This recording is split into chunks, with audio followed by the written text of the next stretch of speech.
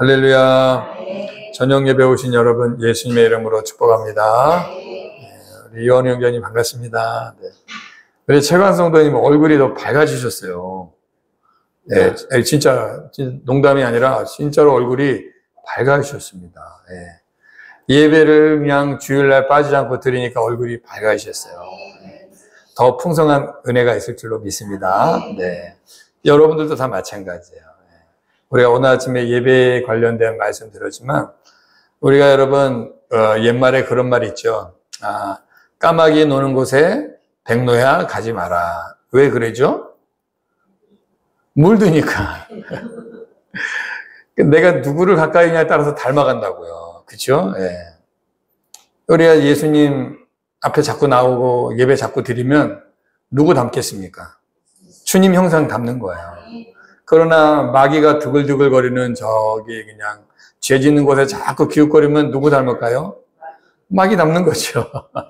이건 뭐 진리 아닙니까? 누구와 함께 하느냐가 그렇게 중요한 거예요.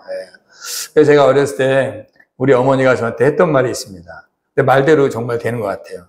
저한테 그랬어요. 동생들하고 놀지 말고 형들하고 놀아라.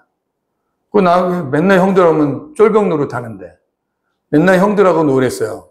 나보다 2-3살, 많게는 5-6살 많은 형들을 따라다녔거든요. 근데 지나고 보니까 다 이유가 있었어요. 형들한테 배운 게 너무 많아. 중학교 1학년 때 교회 이제 학생부에 들어갔는데 고등학교 2학년 형을, 우리 옆집에 사는 형을 제가 따라다녔거든요. 그 형 이름이 종필이에요. 근데 그 형이 복싱 선수인데 그 형이요, 이 복싱 대회 나가서 우승도 하고 그런 형이에요. 그리고 노래를 너무 잘해요. 교회에서 막 독창하면은 베이스 톤으로 노래를 너무 잘하는 거예요. 또 얼굴도 잘생겼어요. 그래서 내가 이 형을 따라다니면서 뭐 했냐면 같이 겨울에 메밀묵 찹쌀떡 장사했습니다. 중 1학년 때. 형이 이제 이 권투를 잘하니까 무서움이 없는 거예요. 누굴 만나도. 그래갖고 이 형을 따라서 내가 방학 때 메밀묵 찹쌀떡, 이 목소리 톤이 좋으니까 아주 멋지게 해요. 나를 한번 해보려고 했는데 나는 완전히 뭐 애기 목소리지. 메밀묵 찹쌀떡 이렇게 된 거죠, 나는. 근데 그 형은 메밀묵 찹쌀떡 이렇게. 틀리죠? 그때는 내가 이 목소리가 안 나는데 그 형은 그 목소리가 되더라니까요. 그래갖고 온 교회 성도 집 근처만 찾아다니면서 계속 떠드는 거야. 그러면 성도들이 안 살 수가 없어. 그날 가지고 나갔던 메밀묵 찹쌀떡을 다 팔아요. 그리고 그 형 연애편지 심부름을 다녔습니다. 그 연애편지 쓰는 법도 배우고, 그랬어요. 그래갖고 이게 하얀 종이에다 이렇게, 요즘에는 그런 거 안 하지, 학생들. 옛날에는 하얀 종이 여기다가 이렇게, 여기다 이렇게 테두리에다가 그 모나미 볼펜으로 이렇게 해서 이렇게 지그재그 하면 틈이, 동그라미 틈인데 거기다가 이렇게 색칠하면 멋진 모양이 나와요. 예. 액자처럼. 여기다가 예쁜 글씨를 써가지고 가을에 주워놓은 닭엽 딱 붙여가지고 연애편지 보내는 거 내가 배웠거든요. 그러니까 형들 따라다니면서 배운 게 많았어요. 뭐 그것뿐이겠습니까? 말하는 거, 용어 쓰는 법 많이 배웠어요. 뭔 얘기하다 이 얘기, 누구를 가까이 하느냐에 따라서 달라진다는 거예요. 여러분 이렇게 예배 많이 드리고 주님께 가까이 오면 우리에게 유익이 넘칠 줄로 믿습니다. 자, 오늘도 우리가 이렇게 아침에도 말씀 듣고 저녁에도 말씀 듣고 참 우리 정말 복된 인생입니다, 여러분. 영의 양식을 먹을 수 있어서 너무 좋아요. 자, 오늘 저녁에도 말씀을 통해서 우리 영혼육이 풍성해지기를 축복합니다. 자, 오늘 함께 나눌 말씀은 마태복음 14장 22절에서 33절을 보도록 하겠습니다. 마태복음 14장 22절에서 33절.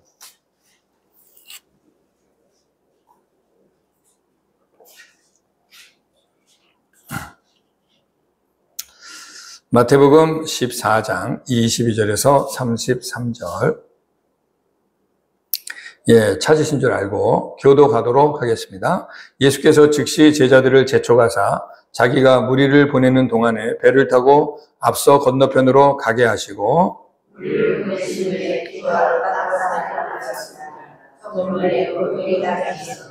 배가 이미 육지에서 술이나 떠나서 바람이 거스름으로 물결로 말미암아 고난을 당하더라. 제자들이 그가 바다 위로 걸어오심을 보고 놀라 유령이라 하며 무서워하여 소리 지르거늘 베드로가 대답하여 이르되 주여 만일 주님이시거든 나를 명하사 물 위로 오라 하소서 하니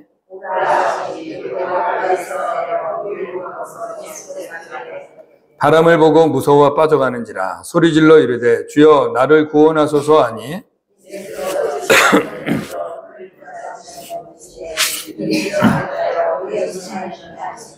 배에 함께 오름에 바람이 그치는지라 배에 있는 사람들이 예수께 절하며 이르되 진실로 하나님의 아들이로소이다 하더라. 아멘. 믿음이 적은 자여 왜 의심하였느냐라는 말씀의 제목으로 오늘 본문을 중심으로 함께 은혜를 나누어 보도록 하겠습니다.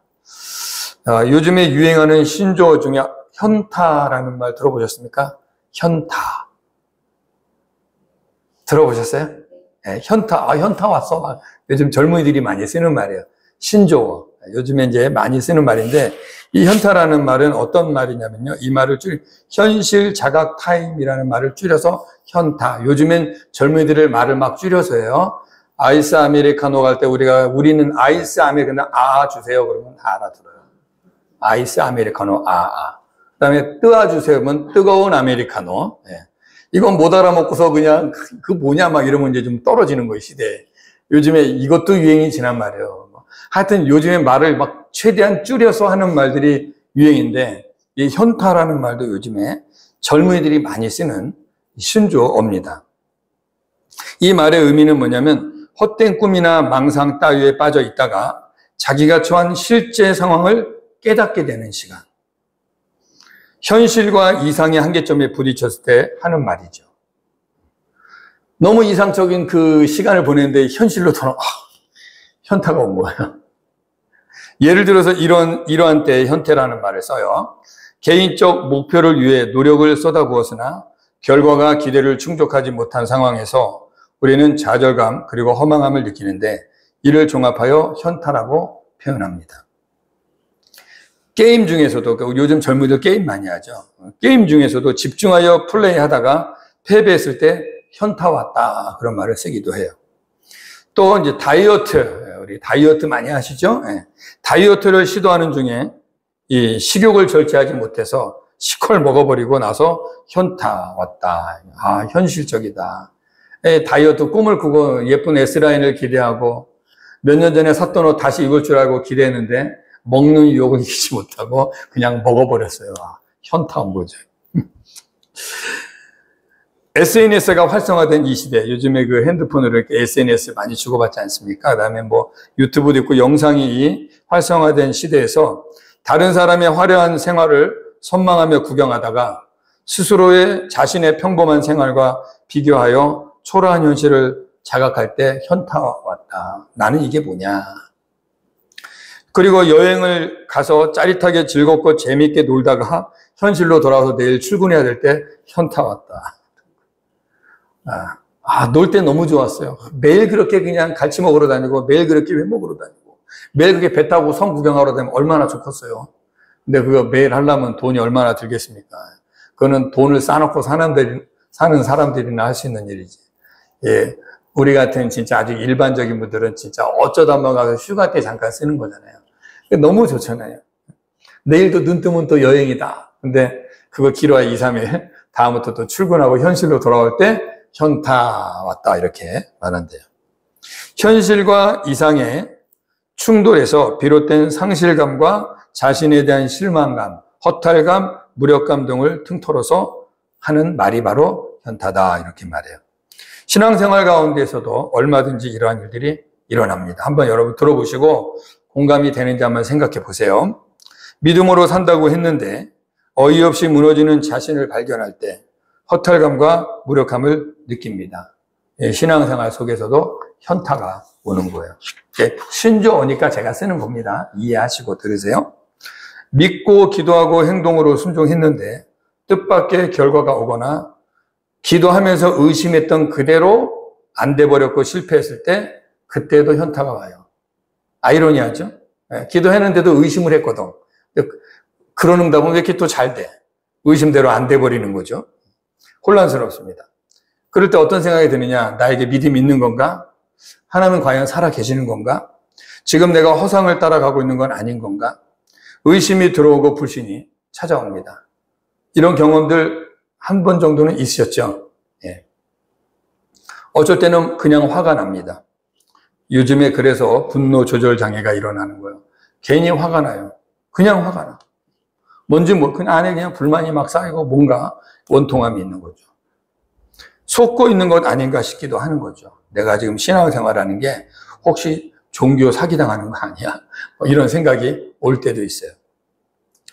사실 우리 한국교회 많은 성도들이 이러한 혼란 속에서 의심 반, 믿음 반 상태에서 신앙생활하는 분들이 의외로 많이 있습니다. 공감이 되십니까? 예. 사실 그래요. 그래서 그 증거가 뭐냐? 변화되지 않아요. 삶이 안 바뀝니다. 의심 반, 믿음 반, 안 바뀝니다. 그게 증거예요. 양손에 쥐고서 하나를 잃으면 하나라도 잡아야 한다는 강박관념에 잡혀서 둘 다 손에 쥐고 살아요. 그게 더 힘들어요.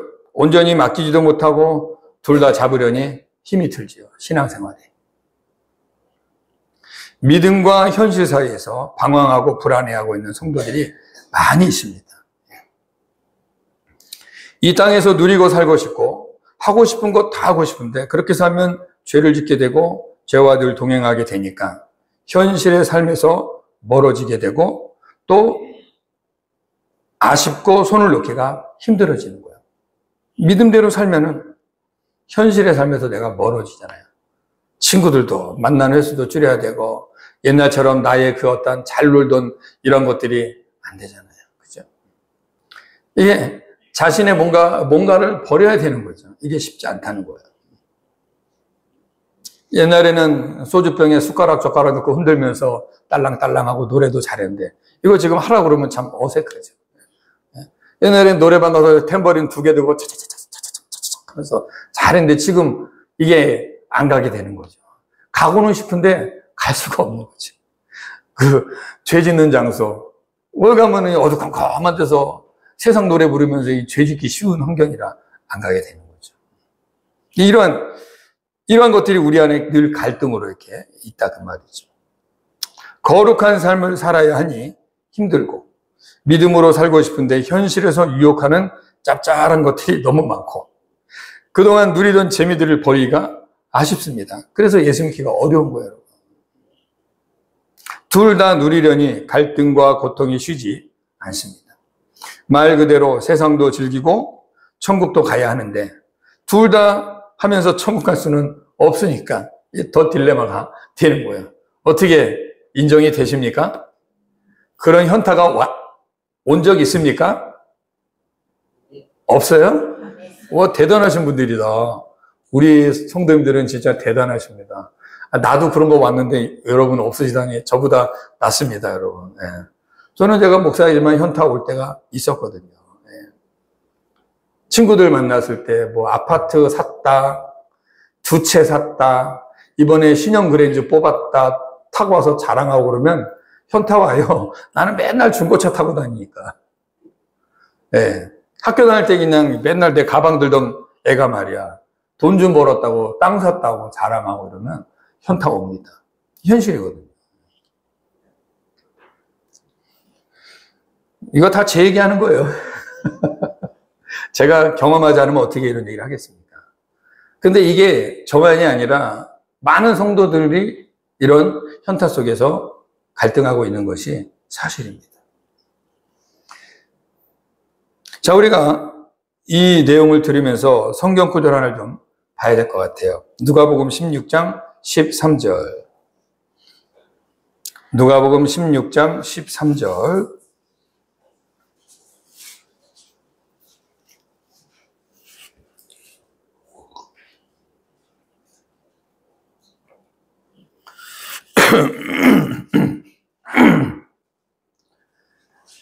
누가복음 16장 13절.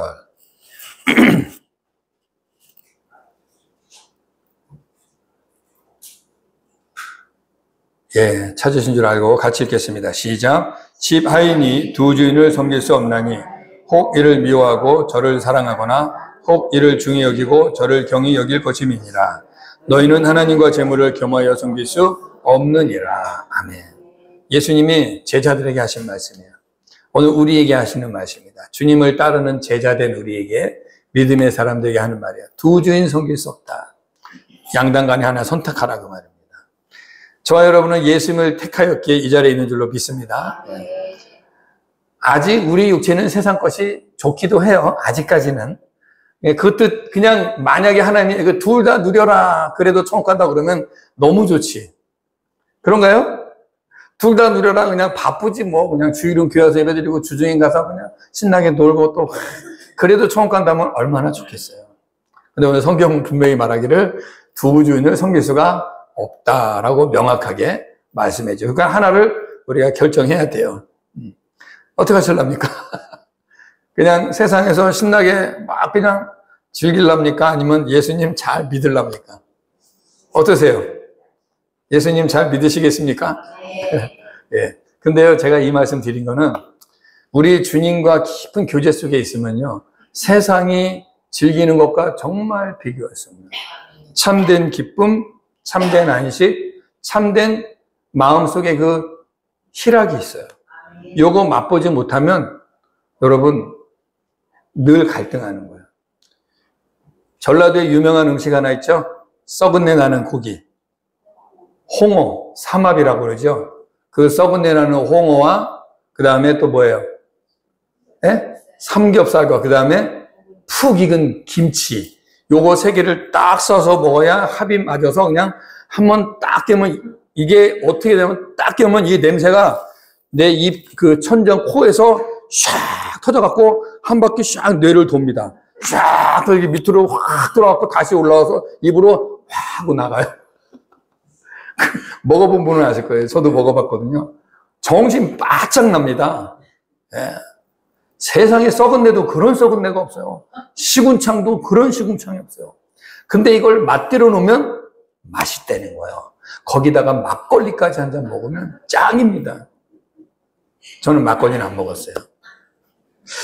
여러분, 그 열대과일 중에 똥내나는 과일 있죠? 뭐죠? 두리안. 이건 호텔에 못 갖고 들어가도록 돼 있습니다. 호텔에 갖고 들어가다 걸리면 쫓겨나요. 왜냐면 똥내가 장난이 아니거든. 그 처음 먹는 분이 못 먹습니다. 똥내 나서. 진짜 똥내 나요, 똥내. 근데 이거 맛들려놓으면요, 환장해요. 외국에 살아보신 분들은 알아요. 필리핀 이런 데 다녀보신 분들은 그냥 눈이 땡그레집니다, 그거 보면. 우리나라도 요즘에 많이 나와 있더라고요. 맛을 알면 알게 되는 거예요. 안 먹어본 사람은 거기에 대한 매력을 모르는 거죠. 자, 그거 얘기하는 거예요. 세상의 즐거움도 좋겠지만 세상의 즐거움은 여러분 목마릅니다. 하면 할수록 목마르고 하면 할수록 죄책감이 쌓여요. 그렇지 않던가요? 몰래 연애하면 재밌겠죠. 짜릿하겠지. 근데 죄책감이 쌓이는 거야. 목사님이 설교 때 이런 말하면 막 팍팍 찔리는 거지.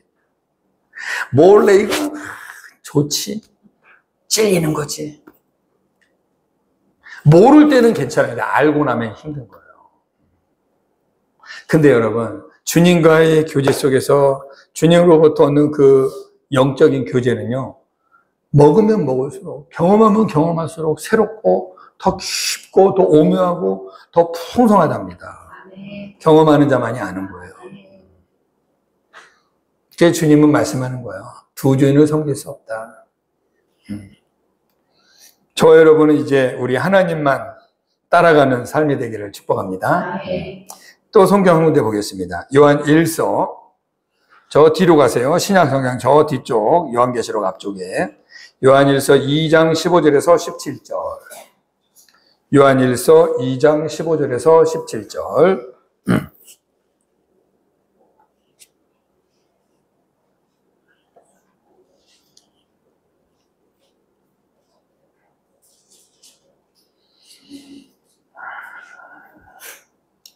요한 1서 2장 15절에서 17절.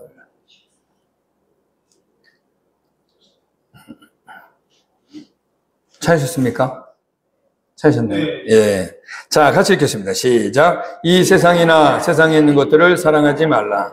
누구든지 세상을 사랑하면 아버지의 사랑이 그 안에 있지 아니하니. 이는 세상에 있는 모든 것이 육신의 정욕과 안목의 정욕과 이생의 자랑이니 다 아버지께로부터 온 것이 아니요 세상으로부터 온 것이라. 이 세상도 그 정욕도 지나가되 오직 하나님의 뜻을 행하는 자는 영원히 거하느니라. 아멘. 예. 성경은 분명히 말해줘요. 세상을 사랑하지 말라. 이 말은 뭐냐면 세상 등지고 살라는 얘기가 아니에요. 우리가 어차피 세상 속에 살아요. 그죠? 세상에서 일하고 세상에서 나는 거 먹고 살아요. 근데 이 세상 속에 우리가 살아가지만 세상을 우리가 사랑해서는 안 된다는 거예요. 우리의 사랑의 대상은 누가 돼야 될까요? 예수님이 돼야 돼요. 예수님만 사랑하면 돼요. 이 땅에 있는 건 뭐라 그래요? 잠시 지나갈 것들이라고 그러잖아요. 잠시 지나갈 겁니다, 여러분.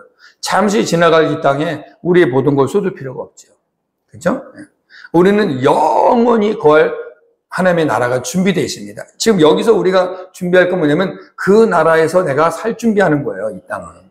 이해가 되시죠? 제가 종종 여러분에게 예를 들어서 말씀드리는데 모델하우스가 좋아가지고 그거 붙잡은 사람 없죠? 모델하우스는 내가 앞으로 들어갈 집의 모형일 뿐이에요. 그죠? 이거 보고 앞으로 나는 3개월 후에 여기 들어간다. 그 기대로 사는 거지. 모델하우스가 좋아가지고 실제 내가 갈 그 집을 포기하는 자는 없단 말입니다.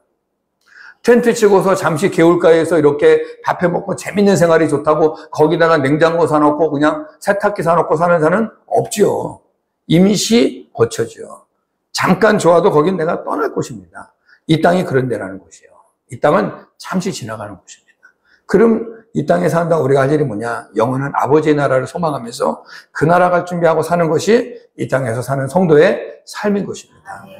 근데 그냥 이 땅에 나의 모든 걸 쏟아버리고 나의 그 요즘 영끌 그냥 영까지 끌어다가 돈 투자하고 막 그냥 갚을 수 없는 평생 갚을 수 없는 빚을 내갖고 사가지고 이거에 그냥 평생 빚쟁이 돼서 사는 사람이 얼마나 많고 이 땅에 거 못 가졌다고 살겠네 죽겠네 그러다가 자기 인생 망친 사람이 얼마나 많습니까? 지나갈 것들이니까 너무 이 땅에 욕심 부리지 말고요. 있는 곳에 감사하고 자족하시기 바랍니다. 내가 일하는데 일이 잘 돼서 많이 벌면요. 그만큼 누리시고 사세요.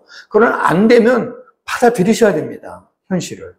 근데 안 되는 걸 억지로 해보겠다고 그거를 계속 하다가 나중에 탈이 나는 거예요. 나사 쪼이다가 안 들어가는 거 억지로 돌리면요. 마모돼 버립니다.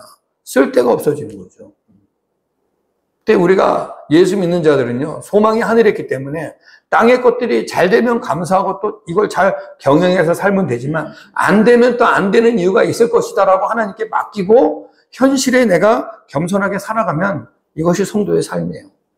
너무 무리하거나 욕심내거나 억지로 그걸 꺾어서 살 수가 없는 것입니다. 그러니까 기쁨이 없는 거죠. 오늘 성경은 우리에게 분명히 말해줘요. 한 사람이 두 주를 섬길 수 없고 이 세상을 사랑하지 말라. 주님은 말씀해줘요. 이 세상도 지나가고 정욕도 다 지나가는데 오직 여호와의 뜻을 행하는 자는 영원히 거한다 그랬어요. 저 여러분 하나님의 말씀 붙잡고 살아서 영원한 나라를 우리가 살기를 축복합니다. 예. 성경은 분명하게 성도의 길을 제시해주고 있어요. 이렇게 말씀을 통해서 성도의 삶을 가르쳐주고 있습니다. 어떻게 살아야 되는지. 우리가요, 얻기 위해서는 버려야 될 것도 있는 거예요. 그렇죠? 다 가지면 안 돼요. 살려면 버릴 것들이 있는 것입니다. 그래서 어리석은 원숭이가 포획되는 그 방법이 이거래잖아요. 이만한 항아리에 딱 원숭이 손 하나 들어갈 정도에 놔두고 바나나를 딱 놔두면 원숭이가 그걸 탁 집어서 바나나를 딱 집으면 돼요. 근데 빼야 되는데 주먹이 젖으니까 이게 구멍이 안 맞아서 안 나가는 거라. 이거 붙잡고 씨름하다가 포획이 되는 거야. 살려면 뭘 놔야 될까요? 바나나 놔버려야 돼요. 그래야 삽니다. 우리가 이 땅의 것들 그냥 먹겠다고 움켜쥐면 이 땅에 묶여버리는 거예요. 그러니까 우리가 정말 욕심 부리지 말고 하나님이 주신 것들에 감사하면서 살기를 축복합니다. 영생을 얻으려면 세상 정욕을 버려야 돼요. 세상 정욕을 다 누리고 재미도 느끼고 쾌락도 느끼고 영생 얻고 천국 가겠다? 이건 있을 수 없는 일입니다, 여러분. 그렇게 안 돼요. 제가 여러분에게 누차 말씀드리지만 여러분, 이거는 정말 명확하게 여러분이 인식하셔야 돼요. 내가 세상도 다 즐기며 천국도 간다는 건 이루어지지 않습니다. 분명히 예수님도 이 땅에 오셔서 당신을 희생하여야 우리가 살기 때문에 당신이 십자가에 죽으시는 거예요. 죽지 않고는 사는 일이 없어요. 그래서 죽으신 것입니다. 그래야 우리가 사니까. 우리 신앙생활도 마찬가지예요. 버려야지 얻는 것이 있는 것이에요. 육체의 정욕을 버려야 영생을 얻는 것입니다. 그래서 죄를 멀리 해야 돼요. 우리가 이 땅에 사는 동안 죄를 완전히 끊을 수는 없습니다, 여러분. 이해되시죠? 우리가 완전히 죄를 끊을 수는 없어요. 그러나 죄의 유혹은 끊임없이 와요. 그런데 우리는 이 죄를 하나씩 가지치기 하고 그 죄의 횟수를 줄이고 그 빈도수를 줄이고 그 죄의 두께를 줄이면서 이제는 거룩을 향하여 성화를 향하여 가는 방향을 잡는 것이 성도의 삶이에요. 그 목살에도 죄 짓습니다, 여러분. 목살에도 연약해요. 그 사람을 보고 믿음을 여러분이 결정하면 큰일 납니다. 사람 보면 여러분 안 돼요. 네. 예수님 보시기 바랍니다. 아우, 저분 때문에 나 못 믿어. 그럼 자기 손해지. 목사님이 죄 졌어. 아우, 목사들이 아주 저래. 그래서 나 기독교 안 믿어. 자기 손해요. 목사를 보면 안 돼요. 장로님 보면 안 돼요. 권사님 보면 안 돼요. 집사님 보면 안 돼요. 예수님 봐야 됩니다. 사람은 다 연약하여 죄를 지을 수 있어요. 놀러놀이 같이 앉으려고 노력도 하고 이제 거룩한 삶을 살려고 노력은 해야 되겠지만 연약하니까 예수님을 바라보아야 되는 것입니다. 그래서 나를 내려놓고 예수님을 주인 삼아 살아가는 것이 성도의 삶이라고 성경은 말해주는 거예요. 자, 성경 구절 또 보겠습니다. 마태복음 7장 13절에서 14절. 마태복음 7장 13절에서 14절.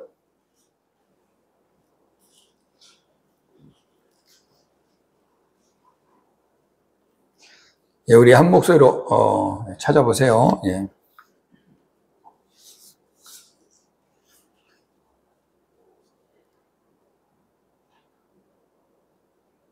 예, 우리 한 목소리로 읽습니다. 시작. 좁은 문으로 들어가라. 멸망으로 인도하는 문은 크고 그 길이 넓어 그리로 들어가는 자가 많고 생명으로 인도하는 문은 좁고 길이 협착하여 찾는 자가 적음이라. 아멘.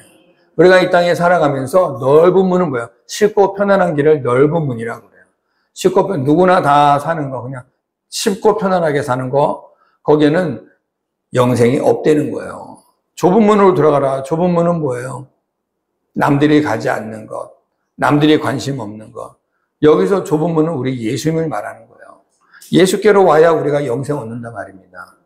이 세상에서 볼 때는 예수 믿는 것이 참 부질없어 보이고 뭐 대단한 것 같지도 않고 힘없어 보이지만 영생이 여기밖에 없습니다, 여러분. 영생이.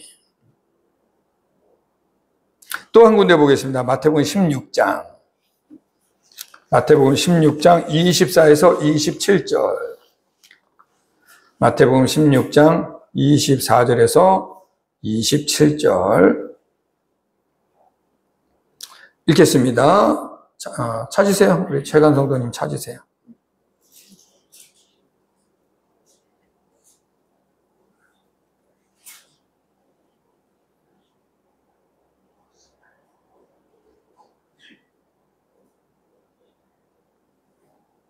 예, 우리 같이 읽습니다. 시작. 이에 예수께서 제자들에게 이르시되 누구든지 나를 따라오려거든 자기를 부인하고 자기 십자가를 지고 나를 따를 것이니라.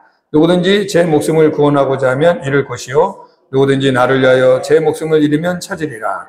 사람이 만일 온 천하를 얻고도 제 목숨을 잃으면 무엇이 유익하리요? 사람이 무엇을 주고 제 목숨과 바꾸겠느냐? 인자가 아버지의 영광으로 그 천사들과 함께 오리니 그때 각 사람이 행한 대로 갚으리라. 아멘. 현실을 살아가는 우리에게 성경은, 예수님은 어떻게 살아갈 건지를 명확하게 제시해 주고 있어요. 쉽진 않습니다. 그런데 방법이 없어요. 현실이에요. 이 말씀대로 살아야만 영생을 얻습니다. 구원을 받습니다. 천국을 들어갈 수가 있는 거예요. 오늘 우리가 이제 본문으로 좀 돌아와서 지금까지 들었던 말씀을 기초로 하고 본문으로 돌아와서 조금 더 말씀을 들어보도록 하겠습니다. 자, 오늘 본문에 보니까 마태복음 14장 본문 22절에서 33절 본문에 보니까 오늘 현타를 맞이한 자가 있어요. 베드로가 현타를 맞이했습니다. 현타에 빠져버렸어요. 풍랑이는 바다 위를 걸어오시는 예수님을 보면서 용기 있게 바다 위로 뛰어들었는데 곧 빠져버렸어요. 현타가 왔어요. 방금 전까지 물이 서 있었는데 금방 빠져버리네요. 자, 28절, 29절. 오늘 본문 마태복음 14장 28절, 29절 한번 보도록 하겠습니다. 자, 읽어보도록 하죠. 시작. 베드로가 대답하여 이르되 주여 만일 주님이시거든 나를 명하사 물 위로 오라 하소서 하니 오라 하시니 베드로가 배에서 내려 물 위로 걸어서 예수께로 가되. 여기까지는 좋았어요. 여기까지는 좋았어. 베드로가 예수님을 봤어요. 풍랑이는 그 어두운 밤바다에서 예수님이 멀리서 걸어오니까 제자들이 보고 유령이다 그리고 무서운데 예수님이 두려워 말라 나다 그랬어요. 그때 베드로가 예수님이세요? 주님 나도 바다 위를 걷게 해주세요. 그랬더니 오라 그랬더니 펄짝 뛰어내렸어요. 여기까지는 좋았어요. 방금 전까지 믿음이 있었는데 바로 현타가 와버리네요. 30절 31절 보도록 하겠습니다. 시작. 바람을 보고 무서워 빠져가는지라 소리질러 이르되 주여 나를 구원하소서 하니 예수께서 즉시 손을 내밀어 그를 붙잡으시며 이르시되 믿음이 작은 자여 왜 의심하였느냐 하시고. 베드로가 지금 믿음과 현실 사이에서 지금 현타를 경험했어요. 방금 전에 믿음으로 예수님이 나다 그랬더니 주여 주님이십니까? 나도 물 위를 걷게 해주세요. 이렇게 부탁하잖아요. 나를 명하사 물 위로 오게 하소서 대신 오라 그랬더니 바다 위로 탁 뛰어들었더니 물 위에 섰어요. 한두 걸음 걷다가 그냥 바로 빠져버렸습니다. 현타가 왔어요. 믿음과 현실 사이에 있는 거죠. 베드로가 지금 물에 빠진 이유는 뭡니까? 여기 보니까 30절에 보니까 바람을 보고 무서워하여. 방금 전에 예수님 보다가 지금 뭘 봤어요? 현실을 본 거예요. 예수님 봤다는 건 뭘 봤다는 거예요? 믿음으로 봤다는 거예요. 근데 바로 현실에 느낌이 오는 거예요. 바람은 느낌이 오잖아요. 출렁거려요. 아이고 내가 지금 뭐 하는 거냐 하고 바로 물로 퐁당 빠져버렸습니다. 예수님께서 베드로의 믿음 없음에 대해서 책망하시죠. 왜 의심하였느냐 그 말씀하는 거예요. 너는 바다 위로 이렇게 못 걸어오니 그게 아니라 왜 의심하였느냐. 베드로의 의심을 주님이 말씀하십니다. 처음에는 믿음으로 예수님 바라보고 바다 위로 들어갔어요. 믿음은 바다 위를 걸을 것 같아서 예수님을 바라보고 뛰어들었는데 현실은 보니 바다 위입니다. 바람이 부네요. 베드로야 뭐 바다에서 늘 살았던 자라 바다가 어떤 데인지 너무 잘 아니까 너무 빨리 그냥 깨달아 버린 거죠. 금방 두려움이 몰려왔습니다. 사람은 바다 위를 걸을 수 없고 물에 빠진다는 것이 현실 세계에서는 당연한 것이었기에 지금 자신이 바다 위에 있다는 사실이 이게 뭐지 하고 현실로 생각하니 바로 빠지게 되는 거예요. 이거 누가 봐도 당연한 이치죠. 우리가 믿음으로 기도하고 믿음으로 바라보고 말씀 붙잡고 하지만 현실로 돌아오면 어때요? 이거 안 돼. 이거 안 되는 거야. 교회에서는 믿음으로 주여 믿습니다 하고 집에 가니까 안 돼, 안 돼. 내 자식을 보니까 아유, 안 돼, 안 돼. 내 현실 보니까 안 돼. 내 몸 상태 보니까 안 돼. 현실은 안 되는 거야. 믿음은 여기서는 주여 믿습니다가 됐는데 현실의 바람을 보니까 안 되는 거예요. 현타가 오는 겁니다. 신앙생활에 현타가 많이 오지요. 그런데 베드로도 그렇고 우리도 그렇고 한 가지 놓친 것이 있어요. 뭐냐면 그 바다 위에 예수님이 서 계시다는 거예요. 그 바다 위에. 그리고 오라고 하셨습니다. 베드로가 예수님만 바라보고 갔더라면 물에 빠질 일이 있었을까요? 없었을까요? 없었죠. 근데 어딜 봤어요 지금? 풍랑이는 바다를 보고 바람이 부니까 두려움이 엄습했어요. 내가 지금 뭐 하는 거냐 하니까 퍽 빠져버린 겁니다. 그러니까 우리가 예수님을 바라보기를 바랍니다. 현실을 바라보면 낭망이 와요, 여러분. 현실을 생각해 볼까요? 우리가 다 우리 각자 자기의 현실. 이게 뭐냐, 이게. 나의 삶이 이게. 내가 원하던 어떤 꿈이 있었잖아요. 내가 젊었을 때 가졌던 꿈. 내가 살고 싶은 그 그림. 그 정말 멋진 인생이 있었는데 지금 그 인생 어떻게 살고 있습니까? 전혀 다르게 살고 있죠. 내가 원하는 어떠한 모습이 아니고 전혀 다른 상황. 그렇게 그냥 결혼할 때 내 남편이 그냥 세상에서 가장 멋진 남편인데 지금은 배 불룩 나온 그냥 뚱땡이 아저씨가 돼 있고, 내 와이프는 그냥 그렇게 이뻤는데 그냥 지금 보니까 그냥 항아리고. 현실이 그렇죠. 나는 그냥 돈 많이 벌어서 그냥 넓은 집 한 60평, 100평 아파트 살면서 벤츠 타고 다니고, 우리 애들은 해외 유학시키고 싶은데 지금 그냥 똥차 굴리고 앉아있고 그냥 조그마한 아파트에 살면서 애들은 그냥 겨우 그냥 지방대학 나오고. 현실이죠. 이러면은 현타가 오는 거야. 이게 뭐냐? 우리 현실을 바라보면 빠지게 되는 거예요. 근데 예수님은 오늘 그 바닷가 위에 서 계십니다. 바닷물에 서 계세요.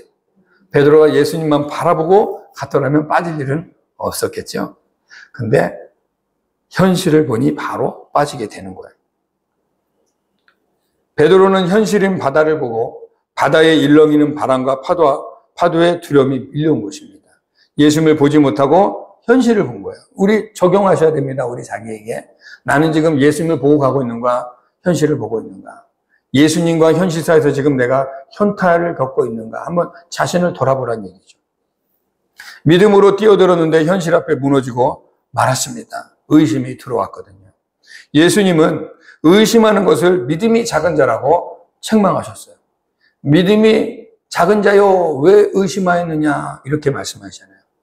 그러니까 우리가 의심하면 우리의 믿음이 작다라는 것이에요. 그러니까 큰 믿음이 뭐냐? 내가 그냥 큰 비전을 세우고 이게 큰 믿음이 아닙니다. 어떤 분들이 그래요. 특히 목사님들이 그래요. 목사님들. 주여 내가 3만 명 목회하게 해주세요. 그게 큰 믿음이 아닙니다. 지금 작은 게 목회도 의심하지 말고 주님 바라보고 가면 그게 진짜 믿음이라. 근데 그냥 꿈은 그냥 3만 명 목회 그냥 엄청난 그냥 교회를 짓고 이게 자기 믿음인 줄 아는데 현실로 딱 부딪히면 그냥 푹 무너져 버리잖아요. 주님은요, 그런 생각 속에 나의 어떤 그림의 큰 믿음이 아니라 현실 속에서 의심하지 않고 주님 바라보는 거, 그거 믿음이라고 말씀하십니다. 베드로는 지금 그냥 나는 바다 위로 걷고 베드로가 좀 그런 게 있잖아요. 약간 좀 허풍이 좀 있잖아요, 베드로가. 그래갖고 그냥 주님 앞에 큰 소리 치고 나는 주님 죽는 데도 가고 감옥도 가고 그러니 바로 조금 있다가 그냥 어떤 여자애가 당신 베드로 아니세요? 예수님의 제자 했더니 몰라 나 몰라 막 이러고 도망다니고 그랬던 아주 이런 참 진짜 앞뒤가 안 맞는 형제였죠. 그래도 너무 감사한 건 뭔지 아세요? 우리 예수님이 베드로를 끝까지 붙들고 있다는 거예요. 자, 우리가 성경 구절 하나를 좀 보도록 하겠습니다. 야고보서 1장 6절에서 8절. 야고보서 1장 6절에서 8절.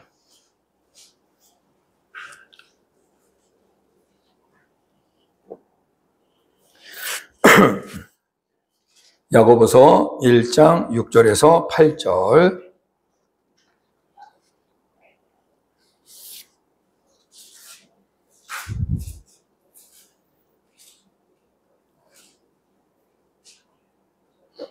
네, 같이 읽어보도록 하겠습니다. 시작. 오직 믿음으로 구하고 의심하지 말라. 의심하는 자는 마치 바람에 밀려 요동하는 바닷물결 같으니 이런 사람은 무엇이든지 주께 얻기를 생각하지 말라. 두 마음을 품어 모든 일에 정함이 없는 자로다. 아멘. 성경이 분명하게 말씀해주고 있죠. 의심하면 아무것도 못 얻는다는 거예요. 의심하고 있으면 아무것도 얻을 수 없다. 두 마음을 품으면 정함이 없다는 거예요. 한 마음, 오직 예수님을 바라보라는 거예요. 그러니까 우리가 신앙생활 하면서도 의심이 계속 드니까 아무 역사가 내 삶에 안 일어나는 거예요. 지금 내 삶에 별일 없어도요, 주님은 반드시 나를 통하여 역사하신다는 믿음을 가지고 그 자리에서 인내하고 바라보고 소망하며 믿음을 지키면요, 반드시 역사가 일어납니다. 근데 의심하고 있으면 아무 일이 안 일어나는 거예요. 그러니까 우리가 항상 자신을 점검하셔야 돼요. 나는 정말 주님을 믿고 가는 거냐, 의심하고 있느냐.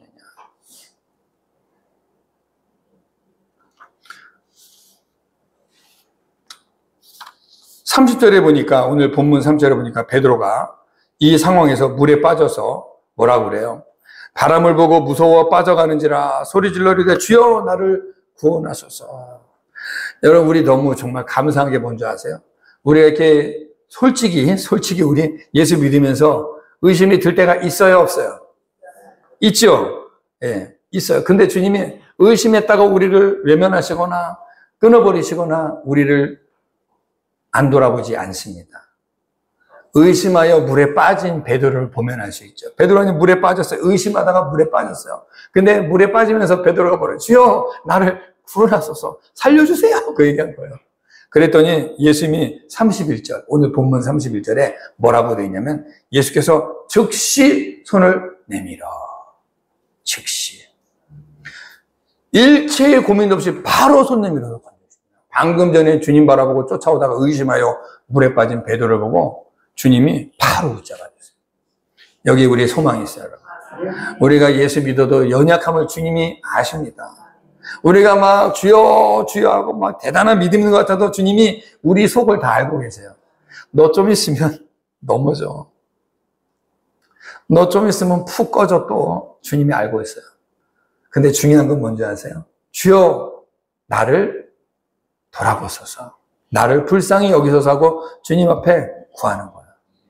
베드로가 여러분 좀 실수가 많았지만 그래도 괜찮은 게 뭔지 아세요? 베드로는 자기가 실수해도 그래도 주님 앞에 항상 붙어 있다는 거죠. 그렇죠? 주님께 그렇게 큰 소리 치고 도망가놓고 꽃기호 소리 듣고서 그렇게 그냥 통곡하고 나서 주님이 부활하시고 베드로 만났을 때 너가 나를 사랑하느냐 물으니까 또 대답은 또 그렇게 잘해. 내가 주님을 사랑하는지 주님이 아십니다. 또 이 대답까지 잘하고 3번 그렇게 대답하고 나서 옆에 있는 요한을 보고 근데 이 사람은 어떻게 되는 거예요? 했더니 주님이 너는 이 사람 신경 쓰지 말고 너의 길을 가라. 하여튼 베드로는 번죽이 좋아요. 이렇게 실수가 많은 사람인데 주님이 버리지를 않으셨다는 거예요, 여러분. 그러니까 우리가 실수가 있고 막 좌충우돌할 수 있어요, 신앙생활 할 때. 그래도 중요한 건 뭔지 아세요? 그래도 주님께 붙어있는 자는 주님이 붙드신다는 거예요. 주님을 찾는 자를 붙드신다는 거예요. 그러니까 저와 여러분이 나를 볼 때 아우 나는 왜 이래 해도 어쨌든 그냥 주위에 나오시고 예배드리고 주님께 머무세요. 주님이 붙잡아 주신단 말입니다. 이 소망의 말씀이 있어요. 이거 주님이 직접 하신 말씀인데 마태복음 12장 20절을 보겠습니다. 마태복음 12장 20절.